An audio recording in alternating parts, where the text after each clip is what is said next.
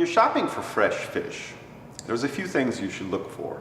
In particular, it's always best to buy whole fish because when you get the fish whole, you can really inspect and tell definitively whether or not it's fresh.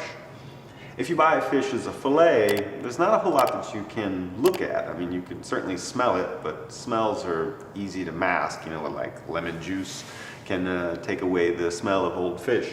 But when you have a fresh whole fish, there's a lot of things that you can look at. And in professional kitchens, we use this acronym. It's GEOFS. If you had to pronounce it, I suppose it would be GEOFS. But it stands for gills, which you want to look at the gills and make sure they're pretty red. These are, they're okay, still acceptable. It'd be nice if it was even more bright red. If you ever go fishing, take a look at how brightly red colored the fresh gills are. Also, look at the eyeballs, right? The eyes, they should be clear, bulging, right? They shouldn't be flat, sunken in, or shriveled and wrinkly. You know, those are indications that the fish is getting a little bit older. And both of the gills in the eyes, sometimes, even when you're buying fresh fish whole, sometimes the market will take the gills out, or they'll take the eyes out. And usually they did that because it just didn't look good and nobody was going to buy it. So you always want to look for all of those things being there, still intact. So that's the gills and the eyes. And the next thing is the odor. Smell the fish. It should not smell fishy. It should smell fresh, like the ocean, like seaweed. Nothing bad about it. If you smell ammonia, the fish is probably getting a little bit older. The next thing is the flesh itself, right? So you just want to kind of touch and feel the flesh. The flesh should spring back. It should be really firm. And this is a really nice fish. I mean, you can tell how springy that is. I mean, there's no delay on the spring back at all. But as the fish starts to get a little bit older, when you touch it, right, you'll notice it's kind of like a memory foam pillow. And it doesn't spring back very rapidly. And of course, when it's really old, it just never springs back at all. So this is really nice. It's got a very firm flesh. And then the last thing is, S is for scales, right? The scales should be really tight and holding together. So if you take your hand and you run from the tail up towards the head, the scales shouldn't easily come off. And these are really, really firm. I mean, they're not even coming up when I run my hand against it. But if I take a scaler and push on it, you know, you can see, you know, they will come off, but it takes a decent amount of effort. Those are some of the things that I look for when I'm trying to select a fresh fish. Now that we've taken a look at all those indicators, let's talk about how to clean the fish once you purchase it. After we've removed all of the organs and intestines from the cavity, we're going to just give it a little rinse to make sure that if there's any residue inside, we get it all out. Try to remove all the blood. All right, just make sure it's really nice and clean. And that looks great. Water's coming out nice and clear. I don't see any more blood or guts.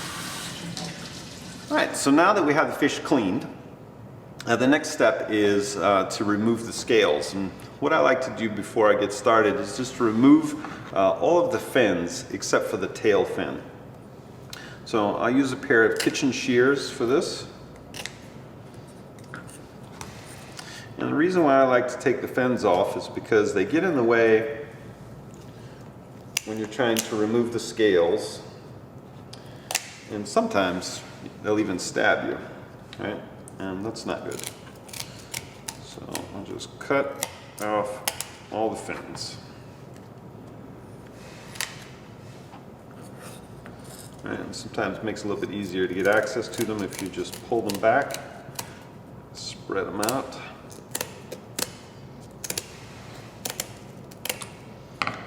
Okay, there we go. Get all the fins removed, and we can discard those. All right, so now we're going to scale the fish. And for that, you can use, some people will just take like the back of a knife, and that works fairly well. I have a scaler that I really like to use a lot. It has a very flat surface on it. It's a Japanese style scaler. You can find these in Asian markets for a couple of bucks. And this one's got brass piece on the end and a wooden handle. And I just really enjoy working with it. This nice flat smooth surface tends not to tear the skin as much as other tools. So when you're scaling, you want to start from the tail end and go up towards the head. Now when you're scaling a very fresh fish, you see these scales start flying all over the place, and it can get pretty messy fast. What some chefs like to do is to scale the fish in the sink with running water. And the water helps to trap some of the scales so that they don't start flying all over the place. Another little trick that you can use is get like a grocery bag or even a large garbage bag. It's clean, obviously. And put the fish inside. And then you can work inside of the bag, and the bag will catch all the scales. And it just makes it a lot easier for cleanup when you're done. Alright, so when you're scaling the fish, just continue to work all the areas until all the scales are removed. Flip it over and go over it on both sides. The belly area tends to be a little bit tricky to get all the scales off. Sometimes you have to use your hand to hold the belly up and get the scaler in there. That's another good reason why I like using a scaler rather than a knife, because when you're getting in these tight areas, it's hard to maneuver with your knife, and kind of dangerous too. Okay. All right. I get rid of the bag, and with that, most of my scales are gone. I got a few stuck on the cutting board. I find a knife is really great for getting those up. And when we're done, a little paper towel to wipe everything up. You always want to have lots of paper towels on hand when you're working with fish, just to clean up all the juices, keep everything nice and dry and clean. And also, you can use the paper towels to get any excess scales that are loose and still hanging around. So now that we've removed all the scales from the fish, it's time to fillet it. So I'm going to start with making a little incision behind the gill plate and going up towards the head. And then I'm going to push down until I reach the rib bones, and then just rotate the blade, and I'm going to push down against the bones and start cutting through. And you can hear this crunch as I'm cutting through the bones. And just continue all the way until I get to the tail. There we go.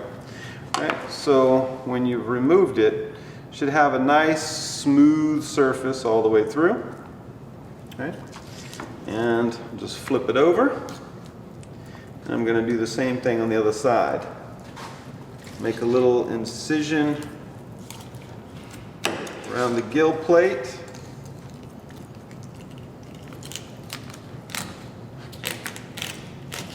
And then cut all the way down to the tail.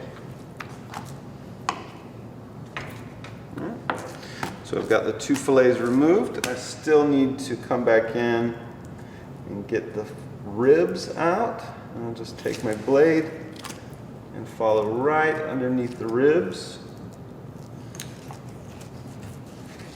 and cut that whole section out.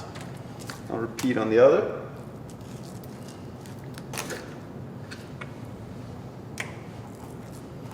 All right. And then there's usually a little bit of bones running right down the middle. And one easy way to get rid of those is just make a little V-shaped cut. And you got the bones out. Locate those little, we call them pen bones. And again, I'll make this little V-shaped cut to get those out. And there we have it. All right, so that's 2 fillets. You can leave the skin on, or you can take it off. It's up to you. I'll show you how to take the skin off. So when I'm working with a fillet and a knife, I usually put it all the way on the edge of the cutting board, because otherwise my knuckles won't allow me to get the knife flat against the surface of the board, and that's really what you need in order to fillet the fish. So I'll push it all the way to the edge, and now my knuckles are off the edge of the cutting board and it allows me to get my knife perfectly flat. So what I'll do is just rest my fingers on top of the fillet and just start to make a little incision into the flesh. And once I've gotten inside, I'll grab onto the skin with my fingernails and I'll begin slicing to remove the skin. And you want to try to keep the blade really, really flat on the board and just glide right through. And there we have it, the skin removed. It's a lot easier to buy fresh whole fish and cut it up, and plus when you're done, you've got the bones which you can use to make a fish stock. Right? All I would do is remove the head and maybe a little bit of that intestinal cavity. If you want a really, really clear stock, you can remove the skin as well. And scissors work great for cleaning up the carcass.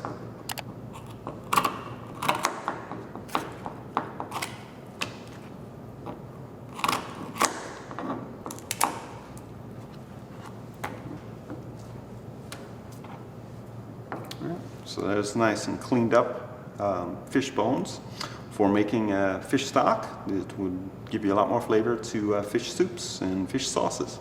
And that's how you fillet a fish. We're going to be making Laotian fish soup. And first off, starting off with some fresh catfish. And I'm going to cut it into about 1.5 to 2 inch size pieces.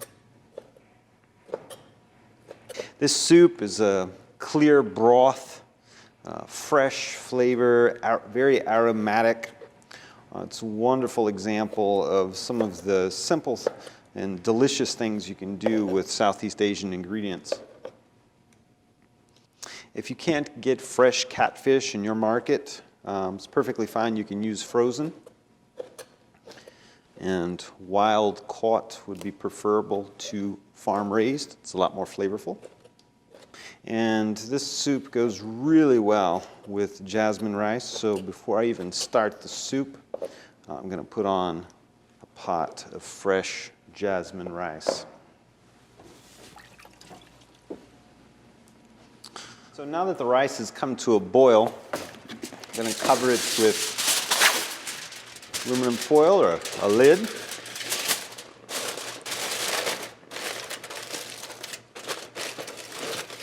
Then we'll reduce that heat to low. Swap out my cutting boards. Get rid of the one with fish all over it. And now we're going to start cutting up some of the other aromatics and vegetables for the soup. So I'm going to start with lemongrass, which is highly aromatic, but usually not soft enough to be edible.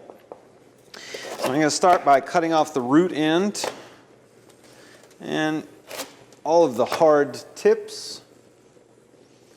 And if you've got any discoloration in the outer layers, you can remove that as well.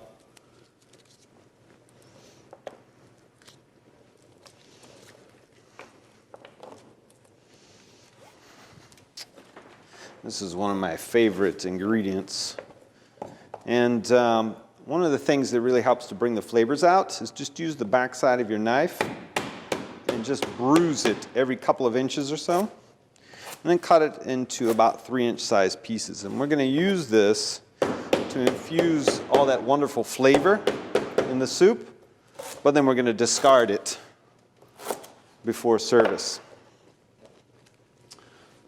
So I'm going to add that into a fresh pot, and we'll put water. It's one of the things about Southeast Asian soups in particular is that they're oftentimes the base is just simply water. I've also got some mushrooms that are going to go into the soup. Today I'm using cremini mushrooms. You can use whatever variety of mushroom that you like. You can use different types of mushrooms. If you've got wild mushrooms available, that's always a good choice. All right, and I'm just cutting them into quarters because I like that texture that they give the soup. And we're going to add that in with the lemongrass. And the peppers I'm going to leave for a little bit later. But I'm going to add the eggplant now.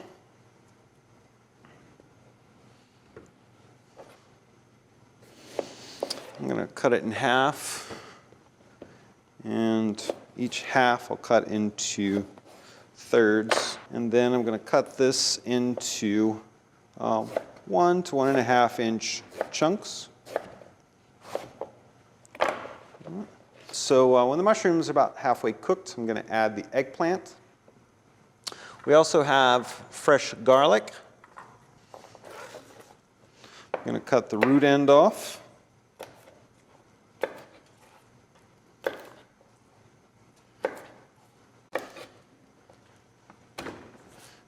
And for this soup, I like to make it extra garlicky. Of course, you can always modify the amount that you put in. Garlic is a pretty important flavor in the soup, but you can put more or less depending on your heart's desire. Keep an eye on the soup. It doesn't really need to boil very hard. I like to keep it on a moderate simmer where you have just a little bit of bubbling. That's enough to extract the flavors without cooking the product too quickly.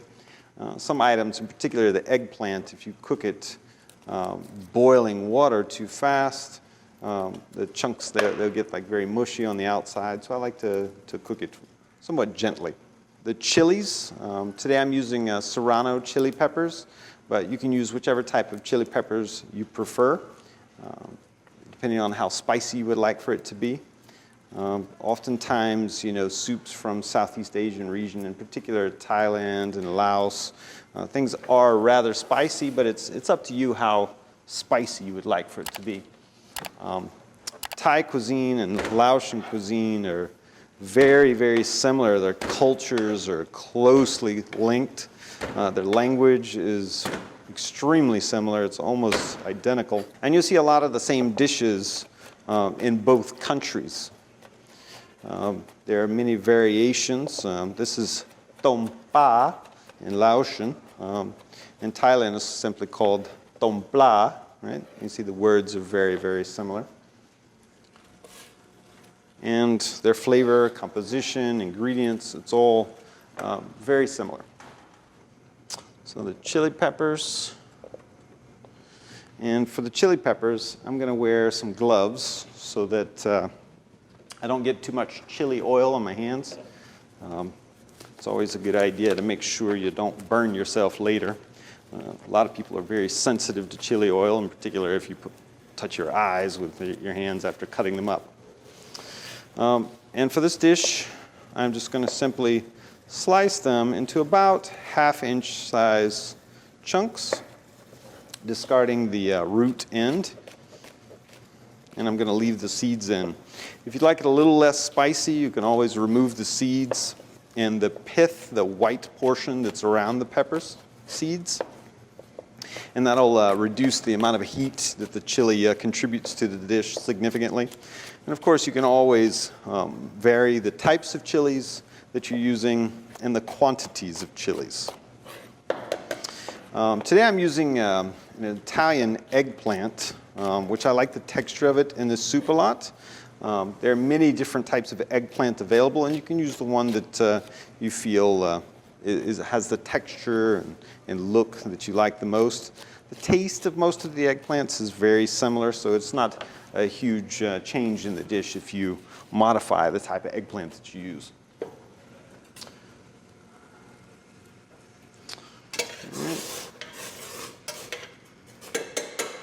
So the mushrooms are starting to get a little soft. I'm going to go ahead and add the eggplant.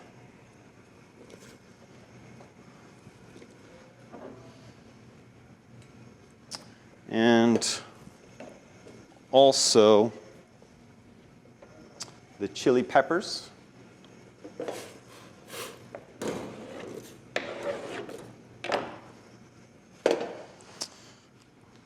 Right. I have a couple of different kinds of peppers here today. Like I said, you can choose whichever type you'd like banana peppers, Anaheims, jalapenos. And I'm just going to cut these in half and then cut them into chunks. I really like the texture that these give to the soup, and I like to put them in a little bit later. The texture is very crisp and crunchy, almost like bell peppers. All right.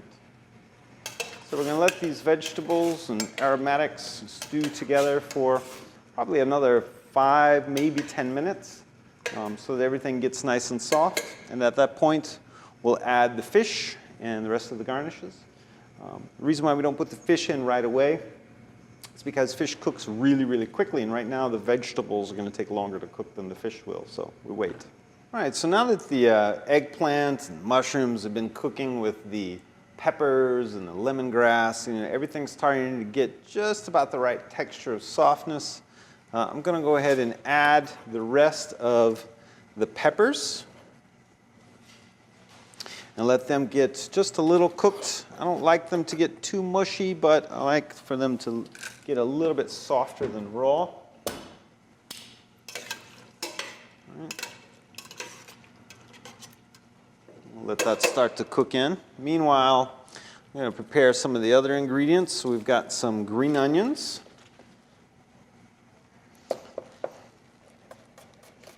I'm going to cut those about 1/8 of an inch thick on the bias.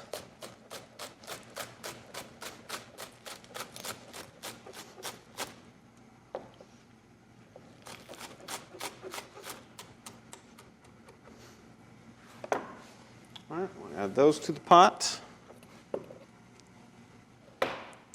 And we have some fresh cilantro.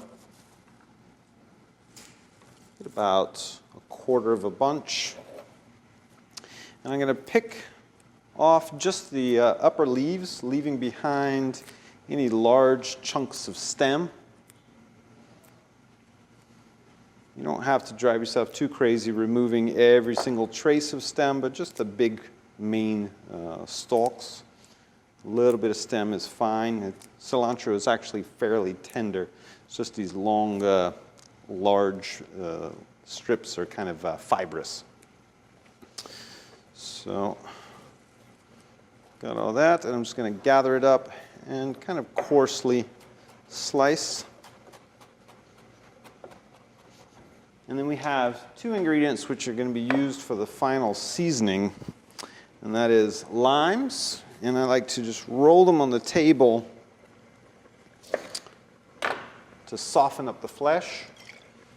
Makes them a little bit easier to juice, and then I cut them in half. We also have fish sauce, and of course, the main ingredient, the catfish. The catfish doesn't take long at all to cook. So I'll put that in towards the end. Just give that a minute or so to cook. I can start to season it now, because as soon as that fish is done, you should serve it right away. If you're not going to serve it right away, I would cool it off. Maybe put it over an ice bath, because if the fish gets overcooked, it's going to have the wrong texture, right? So ideally, you want it just barely cooked. Right? I don't even like for it to boil at this point. So as soon as you get up to that simmering point, then just reduce the heat. So I'm adding some of the lime juice, and I'm going to start with 1/2 of a lime. And then I'll check the flavor. See where it's at. Ideally, you want everything in balance. So you want a little bit of saltiness, spice, some sourness from the lime. And I think it needed a little bit more salt. And I'm going to go with another quarter of the lime. I'm not using the whole thing.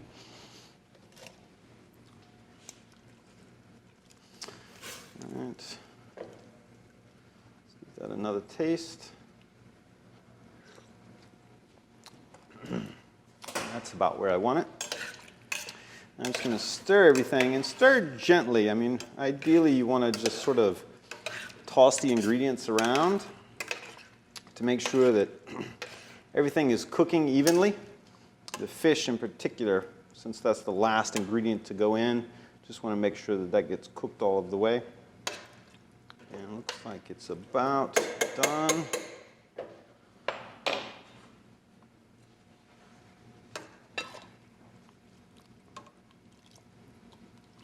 Yeah, that's about right. So I'm going to get some of the rice.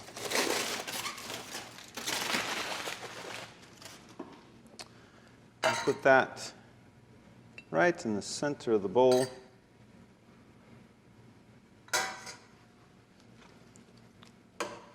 And some of the fish soup, I'm just going to ladle it right around the outside.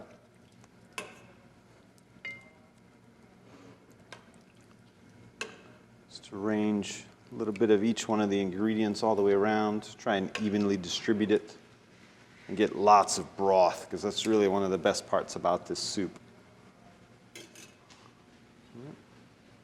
A little bit of cilantro on top, and that completes the dish. Tom pa, Laotian fish soup.